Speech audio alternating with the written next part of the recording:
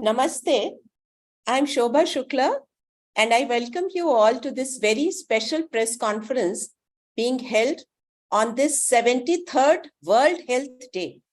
And today is a very special day indeed, as we gather here on the occasion of the 41st anniversary of People's Health Organization of India, or PHO as it is called. The World Health Organization is observing its 75th birthday. Today also happens to be Good Friday, that commemorates the day when Jesus Christ sacrificed his life for the good of humanity. Well, without any further ado, I hand over the mic to the chair of this session, Dr. Ishwar Gilada, who's Secretary General of People's Health Organization and President Emeritus of AIDS Society of India, to say a few words. Over to you, sir. Thank you very much, Shobhaji. Just to give you a brief background why IHO and PHO was found and what went into background. I was attending 34th World Health Assembly in 1981 in Geneva. And that time when I looked at, many countries had their country health organizations, which were NGOs. But in India, there was nothing like a health organization. So we thought that when there is a government and there are NGOs everywhere, particularly doing on national kind of work and complementing the government work also. So we should have something. So I tried discussing with Mr. B. Shankaranand, who was the Health Minister of India at that time. And that time I was only 23 and a half. And I was just washed away saying that, oh, we'll discuss. Health Secretary was also there, DB Beast was there. And then after 6-8 months, I realized that they are not going to do anything. They are not going to take any initiative. Let us start. So beginning was made by 10 of us. I was one of the founders. And we said, okay, we should start organization, but what to do? So we had a vague idea, call it a health organization, do all India work, but what to do? So initially only we thought that we should try and do something which is not done by others, which is a neglected area, a difficult area. At that time, first one was being Dharavi. We wanted to organize a camp in Dharavi. Nobody wanted to enter Dharavi because a lot of underworld people were there. No health camps were held. So we organized the first health camp in Dharavi on 4th June 1982. And after 15-20 days, we organized another health camp that was in the red light area in Mumbai. And we already started working with a little bit in the red light area, but we thought that unless until we organize a camp, we will not get good subjects. And let us see what is the pattern of STDs in the country.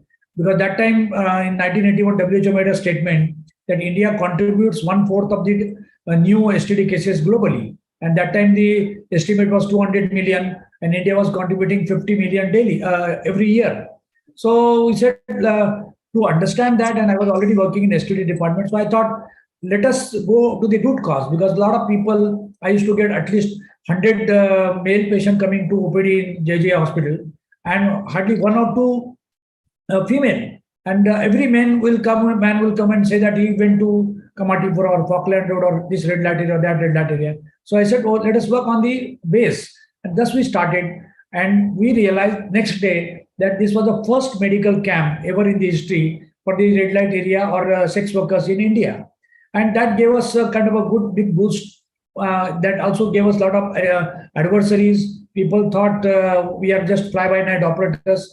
And then we decided that for 3 years, we'll not collect any funds. We'll run organization on its own. And every camp and every program is organized that will be supported by somebody, individual or some agency. And we will work as volunteers. And thus we started. And then the journey went on. Around 2000 or so, we needed to change the name of the organization from IHO to PHO. That is another history that another day we can discuss. But we continued to work in the neglected and unattended class of society. Now, effort is an effort. Whether you do, we put a drop in an ocean or a drop in a desert. But drop in an ocean has no value, but drop in a desert has a value. And such drops made an oasis in the desert. And in the journey, in making that oasis, there are a lot of drops. Some of them are here. Dr. Gangakhedkar or Raman Gangakhedkar, who has been, we were together in medical college in Ahmedabad, And thereafter, again, when we rejoined around 1987 or 88, thereafter he has been, they're still with us. Dr. Gancham Bhimani started right from 1980 to 83. One more addition, which is not a medical person, who is a photographer, and Gopal Shetty, and I didn't knew him. He was following like kind of a shadow, taking photographs. One of the photographs he had taken in 1981 when the B. Shankaran visited JJ Hospital. Even I didn't have that photograph. So these kind of people joined, and then the journey went on, and we have reached today to up to 41 years. And the rest of the thing will be narrated by my colleagues. I would like to introduce Dr. Raman Gangakhedkar, who is going to talk about what he foresee us doing in future and giving a keynote. Dr. Gancham Bhimani, usually he is never on what you call video conferencing. He is for the first time there.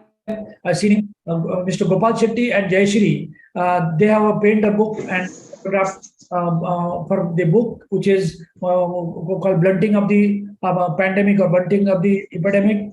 And Trupti, who has been with PHO as a child, then child activist, then as a youth, and now going to do some activities to PHO. During the COVID, she activized two of the programs which were not done by others. One was Bus Sab Jeetna Hai, because everybody talked negative about COVID, and that Bus Sab Jeetna Hai campaign became very powerful. And staying safe or work safe, that was a concept where we needed to start the work in the closed down atmosphere, and that activized a lot of places to open up. So over to you, Shobha. Thank you, Dr. Gilada. And as you said, कि लोग मिलते गए और कारवां बढ़ता गया और कारवां आगे चलता गया.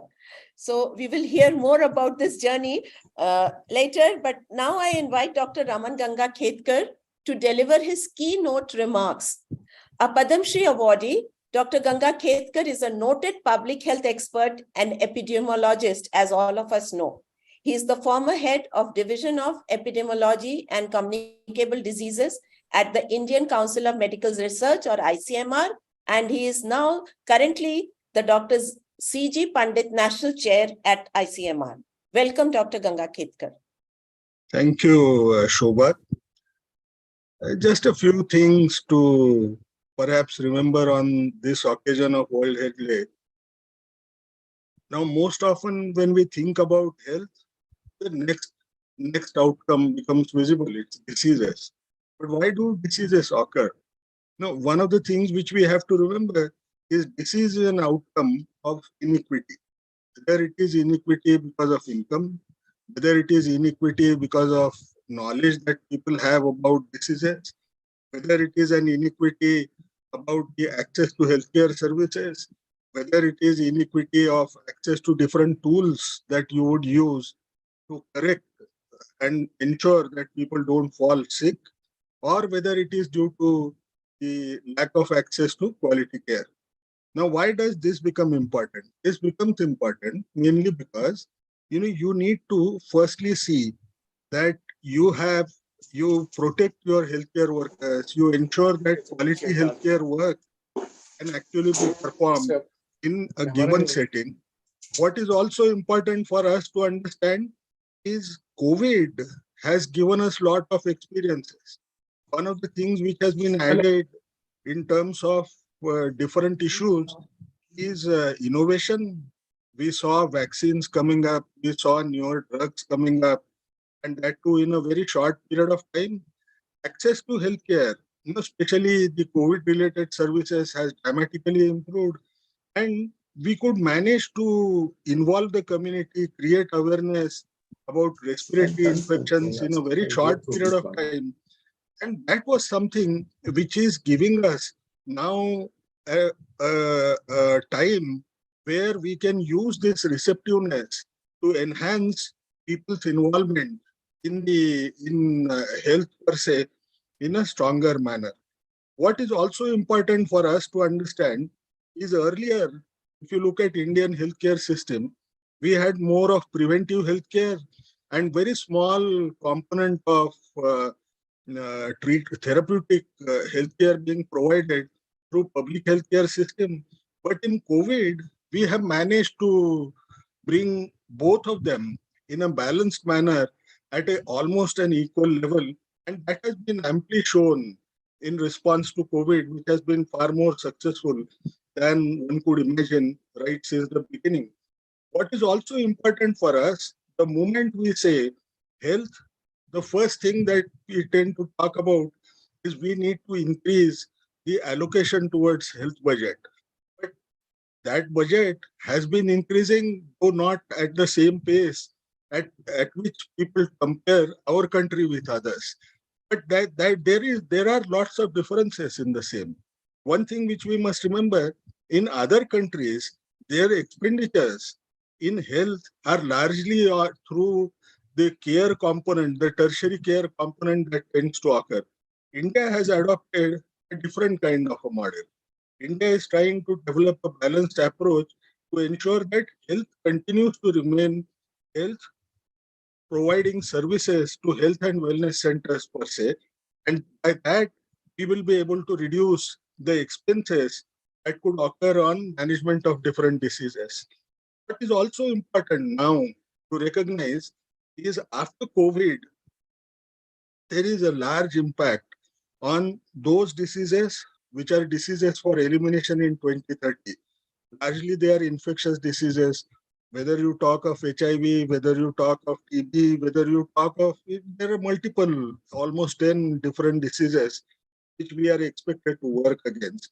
And at this time point, that impact has to be mitigated to a larger extent and ensure that we come to the same pre-COVID levels in terms of providing or in terms of our monitoring endpoints that we had and move little more dramatically towards these disease elimination goals.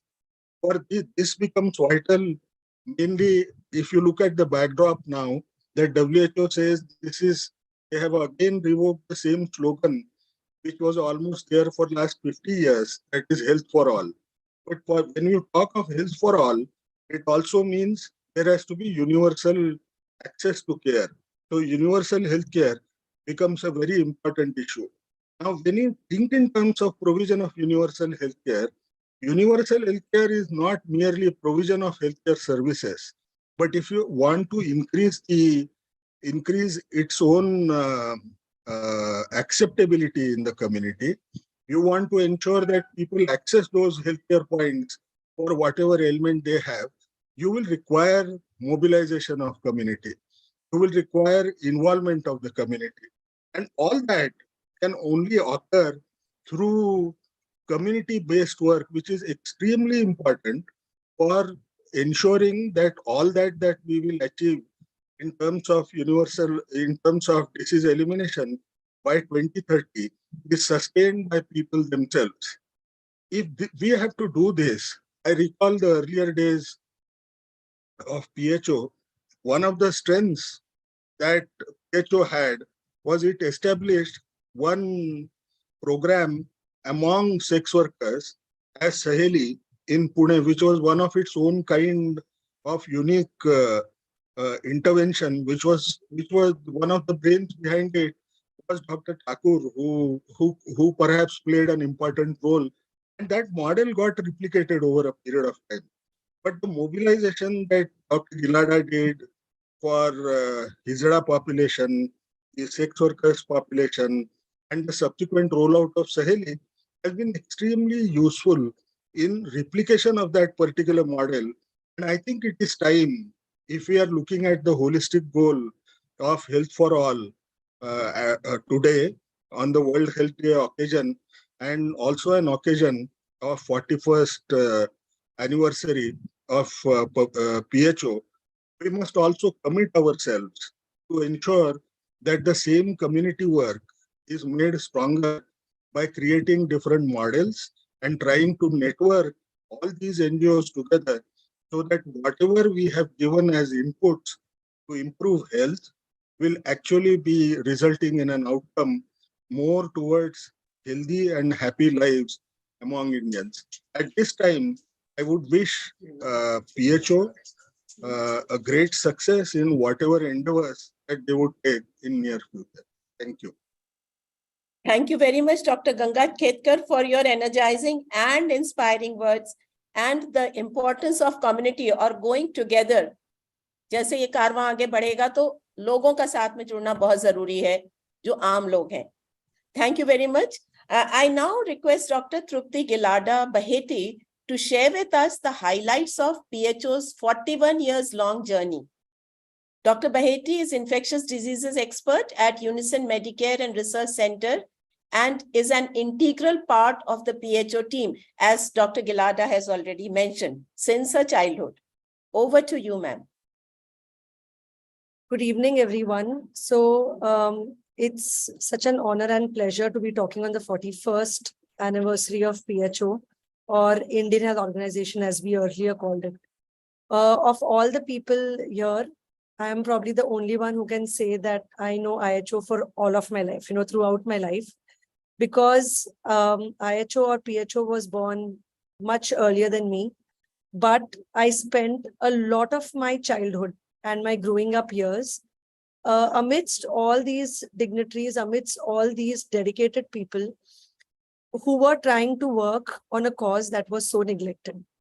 And little did I know then that it was really going to shape up what my life was going to be, both personally and professionally.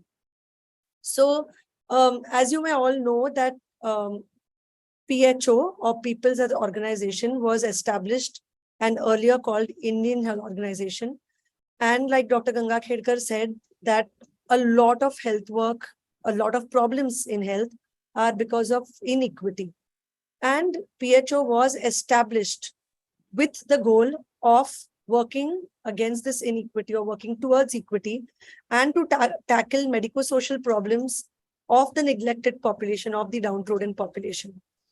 And as this entire goal, one of its main roles has been the HIV awareness campaign and the HIV prevention campaign in India, which went on to become the first awareness campaign way back in 1985.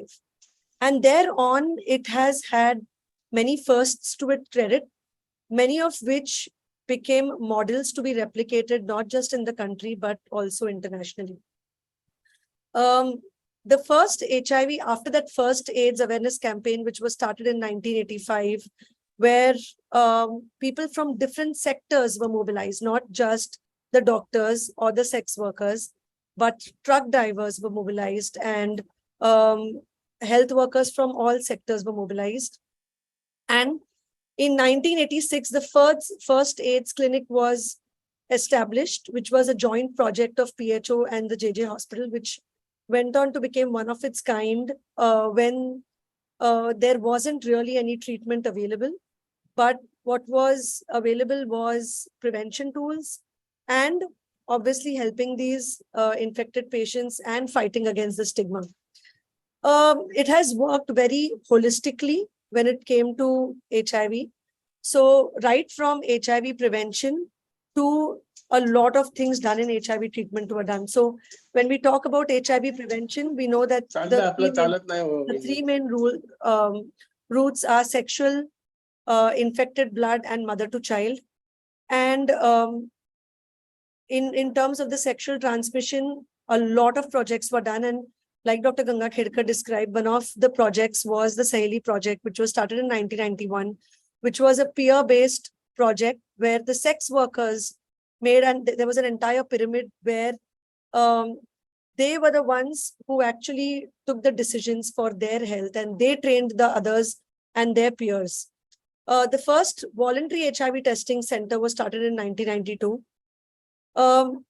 Then the first legal battle for blood safety was fought in 1989, after which compulsory testing of all blood was made compulsory.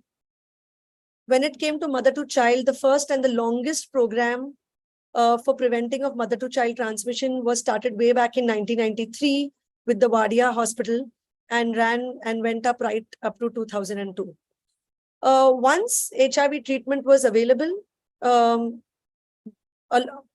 lot of this treatment was expensive, was inaccessible. And therefore, it was extremely important to bring down these prohibitive costs, not just for the Indian patients, but for all those people who were dying of HIV/AIDS in the developing countries as well. And the first movement to increase the access to ART was started in 1996, and the results of which we know. So PHO has played a lot of this advocacy roles. To add to this was also the elimination of the contribution to stopping the child prostitution and trafficking and the Devdasi system. And all these intervention campaigns are also globally acclaimed. So PHO has been, one of the power of PHO has been in working with the downtrodden and working for the human rights, working against stigma. And that is something that will continue. And while we continue to all our efforts in both HIV prevention, management, and ending stigma with HIV, there are a few things that we will be working on more rigorously. Two of these things are viral hepatitis, given that hepatitis B and C will soon become one of the most common causes of both hepatocellular carcinoma and cirrhosis, where hepatitis B is vaccine preventable and hepatitis C is now curable. So this will be taken up on a wider scale. And in addition to this will be antimicrobial drug resistance. We are seeing the effects of antimicrobial drug resistance, and it is believed that in another 20 years, antimicrobial drug resistance will be the leading cause of deaths globally. So, we will hear more from the other speakers and from Dr. Gilada on what we envision. But we really hope that with the support and the guidance from all the leaders that we have here, and with a lot of motivation, we will be able to continue the task of working towards health equity and taking on new purposes and doing our bit. Thank you so much. Thank you very much, Dr. Baheti. And thanks for walking us down memory lane. And as you say, all of us are there in this fight for removing inequity. Because unless we have equity in all spheres of our lives, as Dr. Gangakhedkar said, and what has been the motto of PHO from the very beginning, I don't think we'll be able to achieve health for all. And another person who has been an important part of this journey, as Dr. Gilada has mentioned, was Gopal Shetty. And I would invite him now to share some excerpts and what he has to say about the blunting of an epidemic, a courageous war on AIDS. So I think he's not off. He joined. He joined and he logged off again. Okay. But till I think Dr. Gancham Bhimani is here. All right. So Dr. Gilada, please take over. Yes. Yeah. Dr. Gancham Bhimani, if you want to add something, in addition to what has been said by me, Trupti, and Dr. Gangakhedkar.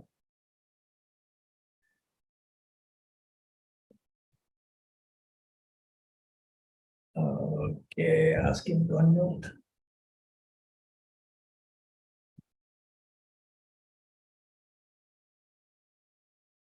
I will, in the meanwhile, I'll try Gopal Shetty, but one.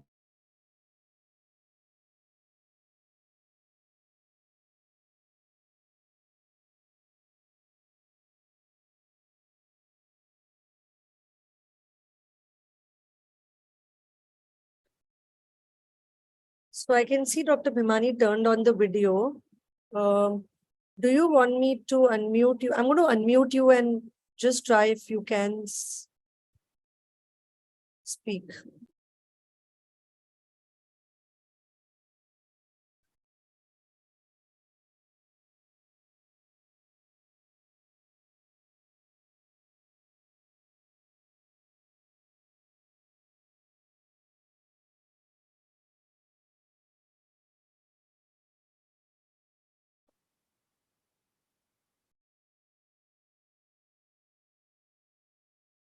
addition to what has been said by Trupti, one of the major fight we have done was to fight stigma and discrimination of people living with HIV. And in that, we fought against such kind of stigma at every level, at home level, hospital level, government level, jail and remand homes level.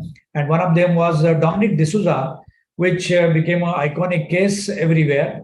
There has been a movie made, my brother The Kill, on that. A lot of people, a lot of organizations were established piggybacking on Dominic's release from jail. But the fight was done by PHO. And I still remember me and Ram Asher. We went to Dominic, stayed at his home, and a lot of people said, how can you stay at HIV positive person's home? And I said, we will not get HIV over there.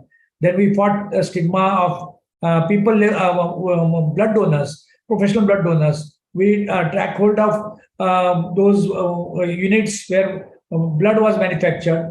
One of them was Serum Institute of India, which is now famous for COVID vaccine and a lot of other vaccine, Associated Laboratories, and Bharat Laboratories. Not Bharat Serum. Bharat Serum was different. And we filed public interest litigation case in Bombay High Court. That time it was not even called PIL. It was a criminal writ petition. And thereafter, there was an order for blood screening all over the state, because of the jurisdiction of High Court is only Maharashtra. But it took 9 years to fight on the all India level, and the Supreme Court ordered only in 1998 for blood screening all over the country. So this kind of battle, when people, those were blood donors, they were totally neglected, and there was nobody to support them. And we caught hold of some people who were like philanthropists. One of them was giving every day one whole huge gada of banana for these people. Two or three people were giving food for them free of charge, and for months and months, so that they are dissuaded from donating or selling blood. And those kind of fights were there. In hospitals we fought, where people were not admitted just because of HIV. And those kind of things will still go on. We are glad that we are also part of the HIV/AIDS Act 2017, and we have been tracking that for almost 30 years, ever since the private bill was launched, and thereafter it became a government bill. So I think PHO has done, and now we have Gopal Shetty back on track. So over to you, Gopal. I think his video is not on, but I can speak. He was having some trouble with the video. Over to you, Gopal. Over to Gopal. I can't. Can you hear me, doctor? Yeah, we can all hear you.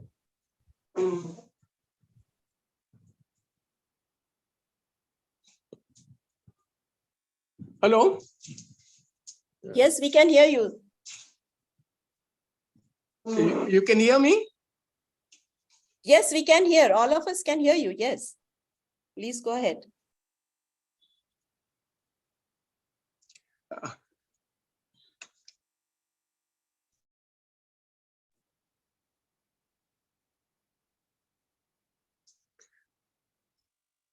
Yes, doctor, I cannot hear you anything, but at the same time, I would like to. Hello, doctor. I cannot hear you, but let me congratulate you on this great achievement, 41 years of PHO's anniversary. It's a really very long journey, and we are very happy we have been at least a part of it together. This 41 years is not a small journey. It is, and I.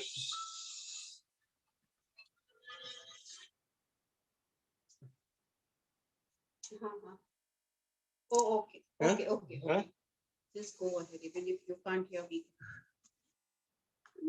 I and Jayashree both congratulate you on this great achievement, doctor. And the 41 baras 7th day on the World Health Day. That is also very unique. I don't know how was it there at 1982, that World Health Day, or it was just a coincidence. You can't hear. You have to speak. Or It's remarkable. it's a remarkable achievement on your part, doctor. 41 years is not. Remember, I met you before the start of IHO. I don't remember, because you and your friends did great service to the flood affected victims of Gujarat those days. And you organized a road show to raise funds for the victims of Gujarat Fund. In fact, I remember Bombay doctors went to, yeah. Achha, about the book, doctor, of course, book, what to say, doctor, it is not any, in fact, the idea came to us after I saw when I collected all my negatives. At that time, Jayashree and I thought, this can be a very good book. In fact, we have chronicled your journey in the AIDS field, right from the inception. I also remember many of your visits to red light. It is not an easy task to go to red light and show the treat the sex workers or even convince them to use condom those days. Those days it was not an easy thing to even to face, and it is in fact it is very courageous of you to visit red light in those days. It is a very tough thing. I had personally seen you being abused initially. They were not ready to use condom, and how you convince them for their own health, they must use condom. So this we, Jayashree, and we thought, must be brought into a book form. Of course, many times I am not a good speaker like you, doctor. I'm just trying to remember all those several visits to the red light where you and your team did a great job. There's no doubt, it requires a lot of courage even to, I don't know of any other doctor who has ventured into red light and to improve the the health and the conditions of the sex workers. In fact, AIDS, when you started talking about AIDS, I remember many doctors didn't even believe that AIDS existed in India. They, in fact, if I remember, some of the doctors even condemned, saying that no, there is no such thing as AIDS in India. It's only in the Western countries. But soon, after some years, we ourselves saw that how AIDS, affected the red lights of Mumbai, Pune, Kolhapur, and your team was the first team to go and work with them to improve their condition, even to convince them. And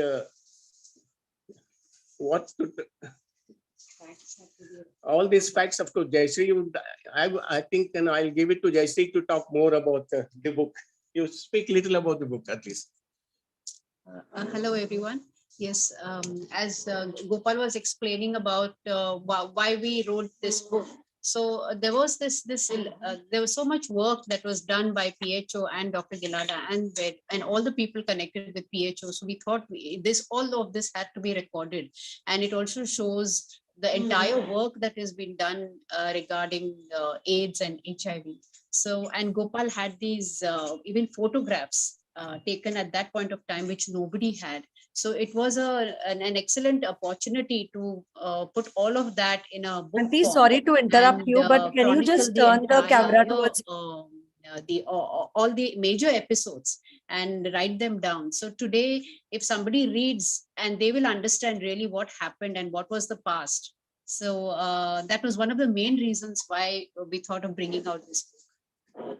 Also, doctor, another very important thing is, though Indian media did cover AIDS, but they never took that seriously the dangers of AIDS as the foreign media.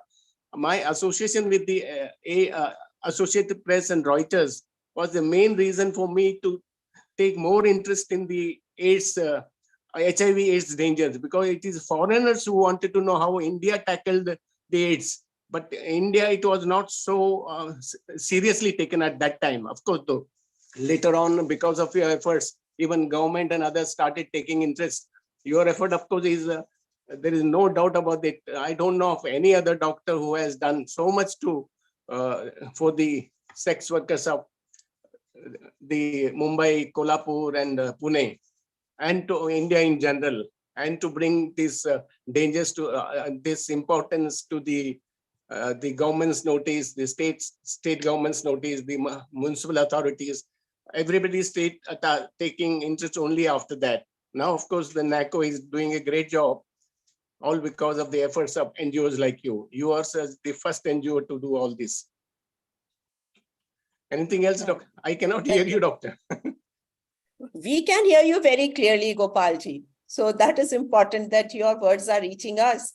And thank you very much, Jayashree and Gopal, for documenting the important role played by the likes of warriors like Dr. Gilada and others in fighting the HIV/AIDS epidemic. And the fight still goes on. Dr. Gilada, I would now like you to please let us know what is the roadmap of PHO for the next 5 years, an overview of that, given that the current context of global health challenges and emerging infectious diseases is changing. See, we'll continue to try to work on the two common diseases which we have been working currently, HIV and TB. But along with that, as Dr. Trupti said, we are going to focus on antimicrobial resistance, which is going to be a very big pandemic. I think currently the two big pandemic which I can foresee, one of them is hepatitis, viral hepatitis, and one of them is antimicrobial resistance. And unfortunately, hepatitis B, despite being 100% vaccine preventable and the vaccine available at peanut cost, I don't know why doctors don't promote, why government doesn't promote. Government spends so much, but why government doesn't provide hepatitis B vaccination free of charge? They, of course, included that into childhood immunization program from 2011. But people born before that and those who have never had been to private doctors, they were not given this hepatitis B vaccine. And by just taking 3 doses of this vaccine, they are protected almost 99%. And then it will cost not more than 100 rupees for 3 doses together if they are purchased in bulk.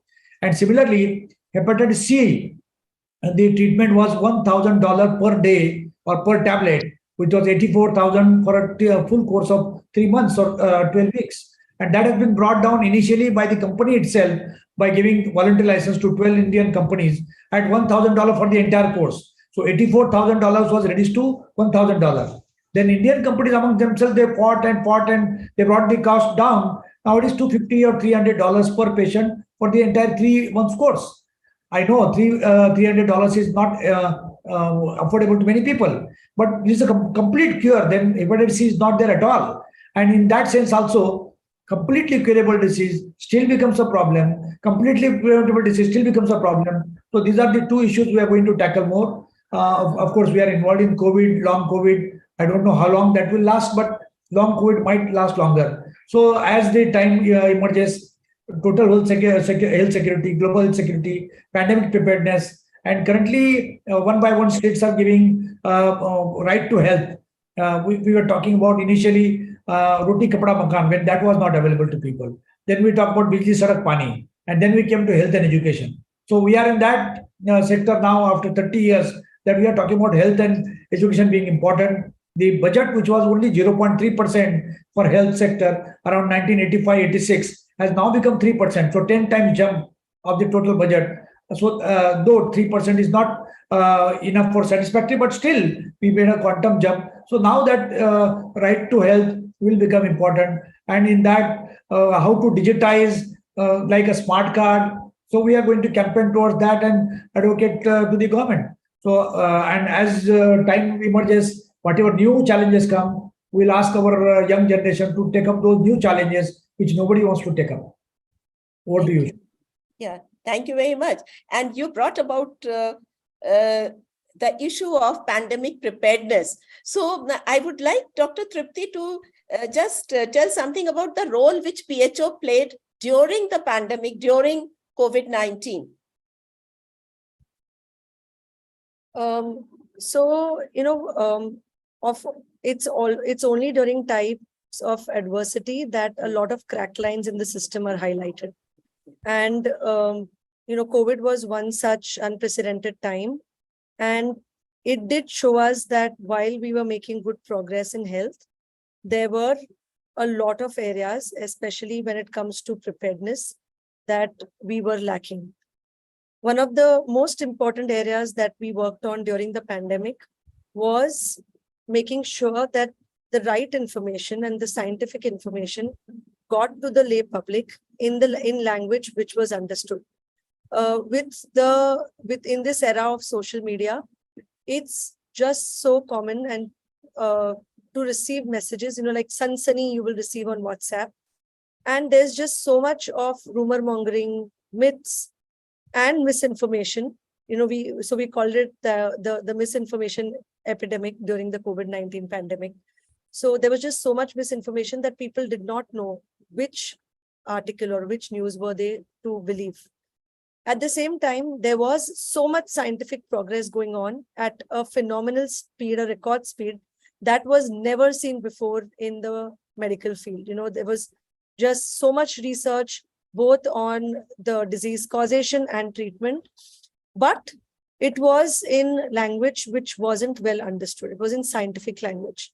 And one of the main things that we did was to simplify all this scientific data that was available and to make it available to the common man with what are the implications of all that scientific information. How is it that scientific information needs to change their behavior, whether it was masking, whether it was vaccination. The information, there was so much misinformation about vaccination to begin with, which added to vaccine hesitancy. And to combat all of these issues, we started a campaign called Bas Ab Jeetna Hai, which simplified all this information with a very positive connotation, because there was just so much negativity during that time. And we needed to bring all that information without adding to that negativity. So bringing in all this information with a positive connotation, and making it available in an accessible manner. So through WhatsApp or through YouTube and through social media routes that were more acceptable. In addition to that, we worked on a project called Work Safe. So when there was the lockdown, it was absolutely essential for the economy to open up. And the only way it would open up was if people had the confidence in getting back to work. So we had to work not just on giving them the right information, but also hand-holding offices and workplaces on opening up and bringing all their employees with a confidence. So these were the two things. And then a lot of our members have in their own ways been involved, not just with management, but also with advocacy of bringing down costs of HIV, the COVID testing, making drugs accessible. So like in HIV, even during COVID, all of these aspects were touched by the members of the organization. Okay, Trupti, how do you see PHO responding to emerging infectious diseases? In the context of you all have done so much of good work for combating COVID-19 or dealing with it. What about emerging infection disease context? And we may be having many such diseases in the future. So Dr. Gilada might want to add to this, but okay. But the important thing that I wanted to say is that a lot of role of PHO is community health. So while we will work a lot on emerging infectious diseases in our own roles as doctors, a lot of our role in PHO will be on awareness towards these diseases, and mainly hepatitis and antimicrobial resistance. And we know that while the main problem of antimicrobial resistance is not exactly in the hospital or the ICUs. That's probably the last step where we are actually seeing the problem. It starts pretty early in the community, whether it's misuse of drugs, just consuming unneeded drugs, both overprescription and overconsumption of the wrong drugs. And a lot of our effort will be in that direction. And Dr. Gilada might want to add to this. Okay. In addition to that, what we did when we saw on television advertisements, as soon as you open any television, whether it was a Hathway or anything, they will show some slides. If you got this cup, go to doctor. If you got this, you take antibiotic. You take steroid. It was also even telling dose of steroid. We immediately wrote to the Prime Minister. And one of the channel was writing to the Prime Minister on his website, to his website, and trying to reach him. And one of the effects we have seen that the word oxygen audit was first used by us. And we sent to Prime Minister, and next day morning, Prime Minister had a press conference, and he uttered that word of oxygen audit. So a lot of things were done like that. We also campaigned with NACO. I really appreciate NACO. They started providing ART treatment to those who are not even registered with them. A lot of people were stuck in remote places. They were not able to go to their doctor. And NACO issued a circular that if any HIV positive person who is on ART, whichever ART is available with you, please try to give them. And they continued that for a couple of months' time. And they started before the lockdown started. So I think that kind of foresightness was there. And we continue to focus on certain issues which were highly neglected. For example, childhood immunization, tuberculosis treatment, emergency treatment. And I remember that analogy that when there was a riot in Mumbai in 1992-93, there was a shortage of blood supply in JJ Hospital. We appealed to media that we needed blood. And so much blood came that after some time, I gave a press release, stop bleeding, because blood cannot be stored for more than 21 days. And the whole government came hounding on me that how can you issue such a press release? I said, because I issued a press release, now there's so much of blood, and I would like to stop that because people can be, they can donate after some time. Same thing happened in COVID, that whole country became so much COVID-centric that we neglected on H1N1, H3N2, adenovirus infection, other infections, other common diseases which were happening. And we have seen that the deaths happening because of tuberculosis, there were 4,95,000 in just 1 year, which was 2021. And if you take the entire deaths of 3 years of COVID, they were 5 lakh. So I think same amount of people we lost only to the tuberculosis, which was going on very well earlier. So this kind of derailment of other essential services, and we now also we say that we should not be COVID-centric. We should make COVID be kind of a flu. You tackle other infections also. Some of the information which should be filtered, for example, whole genome sequencing. The whole world or people don't have to know what is XBB and 1.16 which has come. Headline says first case of XBB 1.16 found, and people start getting panicking. So this kind of information which is required for scientific media should stay with scientific media. That should not go everywhere. So I think those kind of things we need to look at. That health science communication has become, initially was very weak. It is now so strong that everything what is happening in the lab or a microscope is going to public within a click of an hour. So I think we need to look at those issues, and we'll continue to do that. Thank you, sir. Dr. Gangakhedkar, UHC has now changed from universal healthcare to universal health coverage.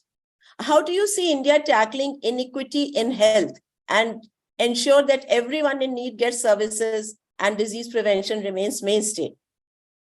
You have rightly pointed to this problem of inequity in different spheres of life. Yes, sir. Hey, if you look at the current government's initiative, you have PMJ, which covers the most vulnerable population. You also have universal coverage. You are also talking in terms of establishing a huge number of health and wellness centers. If you actually look at COVID, it was one part where government was providing all services free, whether it was diagnostic or admissions in public hospitals, everything was free. Now, if you look at the government's movement, even today, is perhaps creating a balance between curative services and preventive services. Now, if everything goes well, to my mind, we will be able to reduce, we are generally compared with the developed world, that our health allocation is low, but their health allocation is higher because they don't have preventive services which are made available to them. Here, we are not only trying to do the same, we are introducing newer holistic approaches, especially yoga, which I think is going to make a major difference in terms of today. It may be an issue of advocacy with respect to yoga, but the way it is catching up, perhaps it's going to make much of a difference. And I believe very strongly, we are moving strongly. Universal health coverage is a goal. It will never be 100% at any given point in time because there are issues, the disparities that tend to exist. But even to dream of it and making steps towards going for universal health coverage is a big thing. To have RSBY which is also available to them, wherein you provide health insurance. So there is a balanced approach, not only providing free care, but also involving insurance agencies into providing insurance coverage for the population. So that, I think, over the long run will ensure that the health outcomes will not only be effective, but they will also be cost effective. Thank you very much, sir. And over to Dr. Gilada now for his closing remarks for today's session.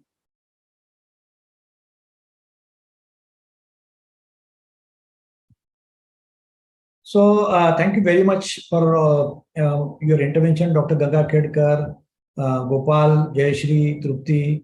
You see, 41 years is a long time. When I started organization, I never knew that I will be seeing all this kind of growth and what kind of activities we'll be doing, whether will be known everywhere or not. Again, in between, we have been a little bit slow because PHO doesn't have its own office or space. Actually, a lot of people will be surprised to see how PHO functioned from 2 rooms in municipal school building. And now our municipal corporation is out to throw us out from there because they want that again for their education program. So with this kind of difficulties we are having, and we don't have much of funding because there are a lot of agencies which become very active in different field and they get funds. We are not very aggressive in getting funding. So I think some issues are there, but we will rejuvenate, and it will be entirely up to the next generation, which is Trupti and her generation, and maybe for the next generation to carry on the mental, which has been started as a self-help service, providing succor and health and the social welfare to those people which are really unfortunate, and that gives you a different satisfaction at the end of the day. Everybody as a professional, as a doctor, as any kind of educated person would survive, would earn livelihood, but making those people live which are really below the poverty line. Now, BPL has become a very common term, but one of the worst of the affected communities we work for, and that kind of satisfaction we get, that even now their children of some of the sex workers are doctors, engineers, CA, which we never thought of. Even getting them into school was difficult. We had to fight up to Supreme Court that mother's name can be allowed for the children, because they were not telling somebody's name as a father. They didn't want to tell lies, and mother's name was not acceptable in school. So with that kind of difficulty we come over. Things are now very easy. So sometimes when we talk about HIV also, we tell the new generation that you people don't know what kind of difficulties we faced in getting even a AZT tablet, or getting that AZT to be broken into many pieces with a kind of a goldsmith shop. So all those difficulties we have come across. Now for you, it is very easy. A simple tablet, take and give the patient. So those kind of difficulties give a roadmap of fighting the adversaries whenever it come across. So PHO's goal will remain that way, and we don't know how it will go, but it will go probably. Thank you. Thank you very much to everyone. And PHO's role will keep on expanding, and we are all there in this with you, Doctor. And as you are saying, you don't have too many financial funds, but you have human resources and you have like-minded people who will carry on the mantle, and the flame will burn brighter. It will not diminish, it will burn brighter with every passing day. I think with this, we come to the closing of this session, and thank you everyone for all their inputs and for celebrating such an important day. So many good things are happening today. So it was destined to be, perhaps. It might be a coincidence, but that is just a sign of the times to come. Thank you very much.